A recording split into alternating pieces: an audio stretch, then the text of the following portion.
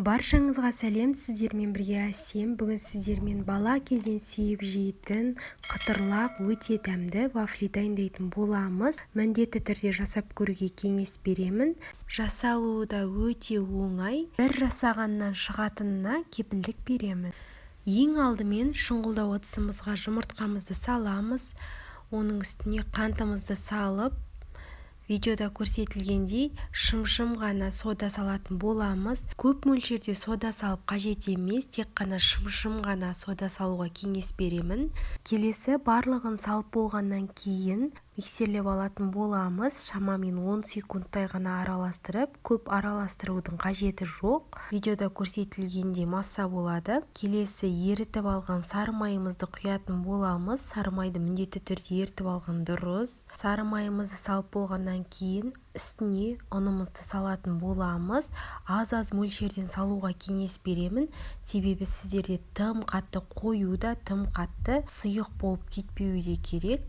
Егер сіздерде миксер болмаса, шаңышқының көмегімен де араластыра берсеңіздер болады. Негізі миксерлеген өте ыңғайлы болады. Барлығы тез араласуына, біркелкі араласуына көмегі тиеді.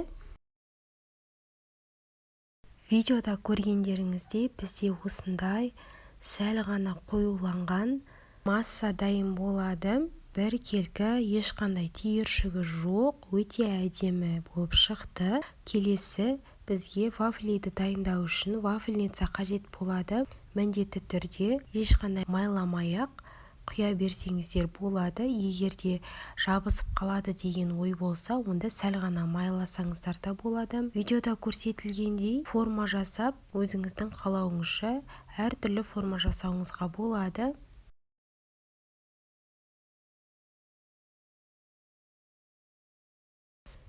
Келесі форма түрін жасайтын боламыз. Осылай айналдыра отырып, жасаған формада маған ұнайды. Күнделікті столға салуға да өте әдемі көрінеді. Мінекей қыздар, біздің вафлилар дайын болды. Міндетті түрде жасап көріңіздер. Өте дәмді, қытырлақ болып шығады. Көп затты қажет етпейді, бір жасағаннан-ақ шығады.